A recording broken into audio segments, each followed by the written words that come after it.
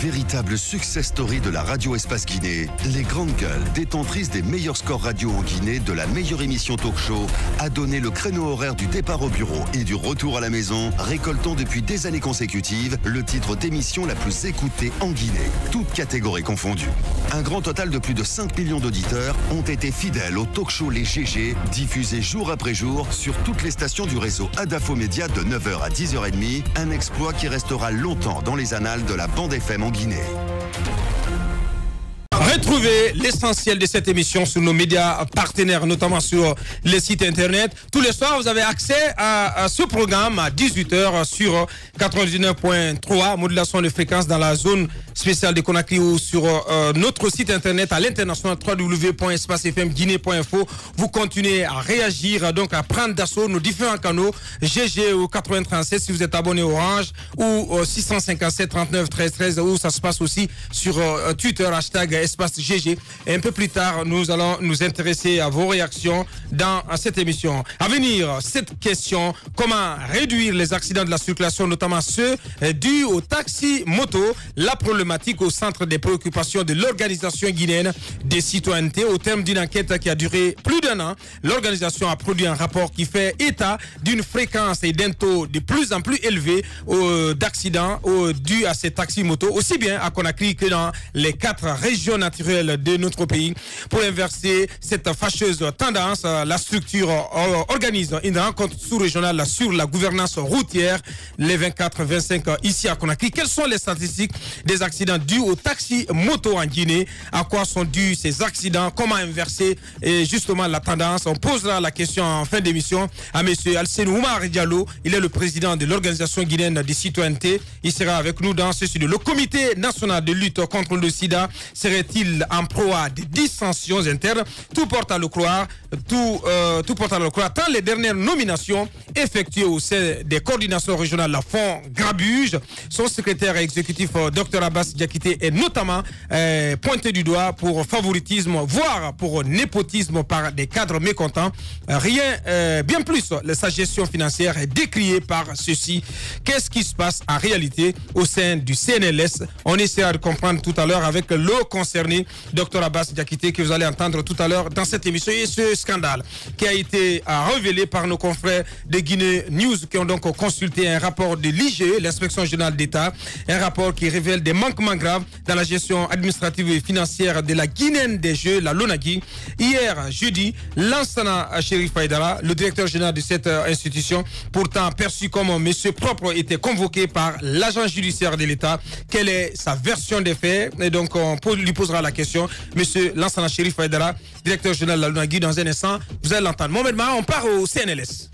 CNLS, Comité national de lutte contre le sida, qui est normalement un service rattaché à la primature. Ouais. Je commence par là parce que c'est extrêmement important comme détail.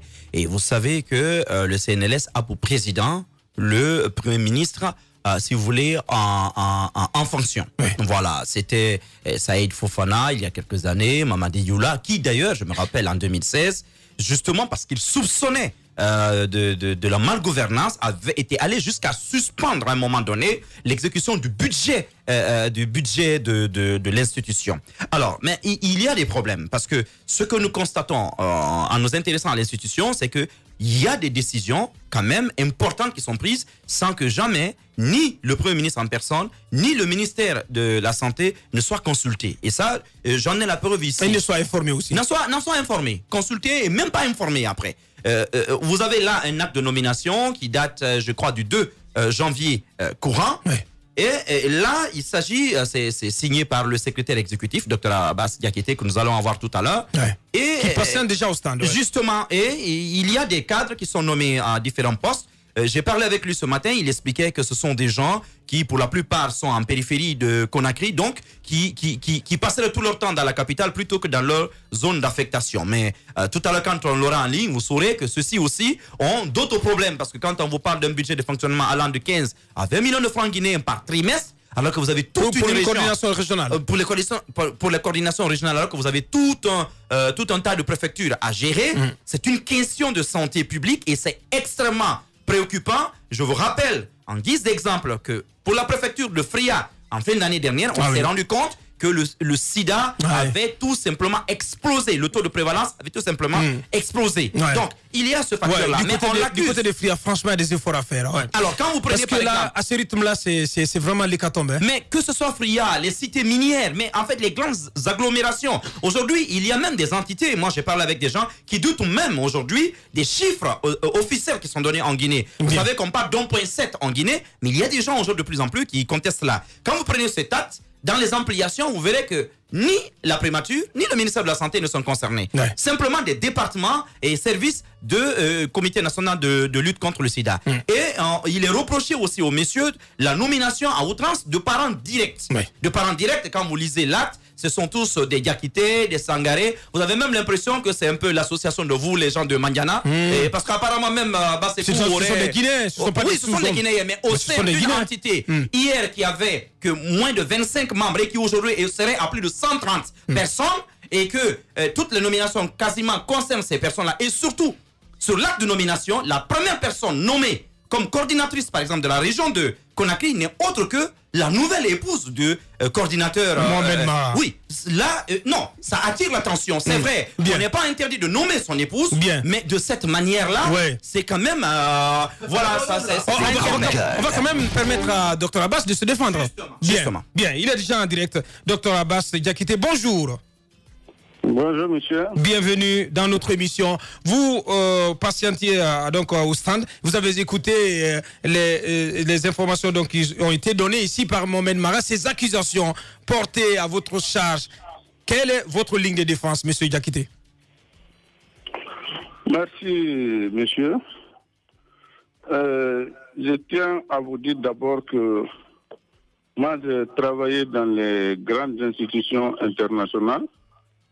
Et quand je fus nommé au CNLS, j'ai voulu apporter avec moi les bonnes pratiques que j'ai vues dans ces institutions pour qualifier mon travail, apporter des réformes. Comme vous savez, les réformes, ça ne plaît pas à tout le monde.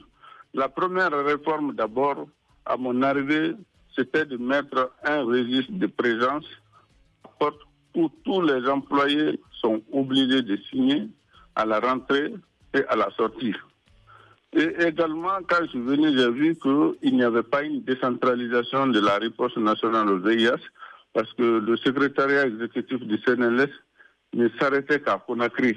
Donc j'ai eu l'initiative de décentraliser en ouvrant les coordinations dans toutes les régions administratives et en mettant les moyens nécessaires qu'il faut. D'abord, demander des terres ou bien des maisons délabrées à l'État pour pouvoir soit construire des sièges ou rénover, pour ne pas qu'un jour, par exemple, des privés, les SAS, donc ça allait compromettre la pérennité de mon action. Alors, la question qui nous préoccupe, c'est surtout par rapport à ces nominations. Comment devrait-elle se passer? Est-ce que, normalement, vous devriez consulter la primature, notamment le ministère de la Santé également? Et nous avons une liste ici, on se pose bien des questions. Est-ce qu'il n'y aurait pas de favoritisme de ce côté, dans les nominations? Il n'y a aucun favoritisme. Ceux qui se plaignent là, quel est le lien de parenté entre eux et moi? J'ai des coordonnateurs qui sont Yula, j'ai des coordonnateurs qui sont Yansané, j'ai des coordonnateurs qui sont Diallo, j'ai des coordonnateurs qui sont Camara. Est-ce que ce sont mes parents? Ce ne sont pas mes parents? Oui, mais Mohamed Mara parlait tantôt aussi de la nomination de votre épouse comme coordinatrice régionale à Conakry. Vous trouvez toutes les ethnies représentées au sein du CNLS, tant au niveau central qu'au niveau des périphéries. Bien. Quand quelqu'un est mécontent, il est capable de dire tout. Moi-même, je suis surpris. Je peux comprendre qu'un employé se plaint qu'il a été licencié, mais se plaindre qu'il a été juste déplacé, muté quelque part, et les raisons de mutation sont très claires. Les gens refusaient de rejoindre leur poste, venir se coucher à Conakry, et le jour qu'ils ont la chance d'aller rejoindre leur poste, ils vont aller s'asseoir. Alors, docteur Diakité, on va se calmer. Un échange, s'il vous plaît. Oui, on va se calmer. Docteur Diakité, revenons à ces deux faits. Est-il vrai que vous avez nommé dans ce acte-là, le 2 janvier, votre propre épouse comme directrice, plutôt comme coordinatrice régionale du CNLS à Conakry? Et est-ce que la primature à date en est informée? Dans l'exercice de ma fonction, je peux nommer tout Guinéen qui a la qualification et l'expérience requise. Ce n'est même pas les Guinéens. Nous travaillons avec les étrangers. Au courant de l'année 2017-2020, on a travaillé avec plus de 20 étrangers comme des consultants. Pourquoi quand un Guinéen a la compétence de m'aider à assumer ma fonction, je ne peux pas nommer un Guinéen? C'est des histoires.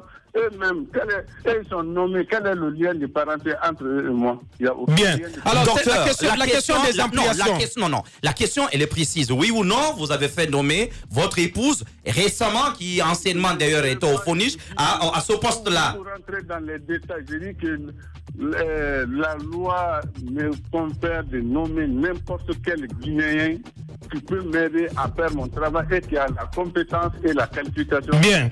Et ça, on a compris, ouais. D'accord. Alors, est-ce que à date, la primature à laquelle votre service est rattaché est informée de ces nominations, ainsi que le ministère de la Santé? Parce que dans les ampliations, ni la primature, qui est votre hiérarchie, ni le ministère de la Santé ne sont informés. Et moi aussi, sur le budget affecté aux coordinations régionales par trimestre, on nous parle de 15 à 20 millions par trimestre. C'est incroyable quand même, docteur. Écoutez, tout ça, c'est des amalgames.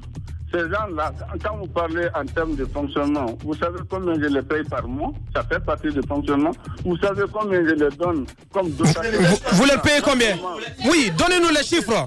Donnez-nous les chiffres, oui. Donnez la charge de répondre. Oui, allez-y. Nous avons besoin de chiffres, oui. Pas que je réponde à vos questions. Allez-y. Je les paye. Ça fait partie du fonctionnement. Quel salaire? Ils vont vous le dire. Et je les dote de carburant en termes de fonctionnement de carburant. Bien.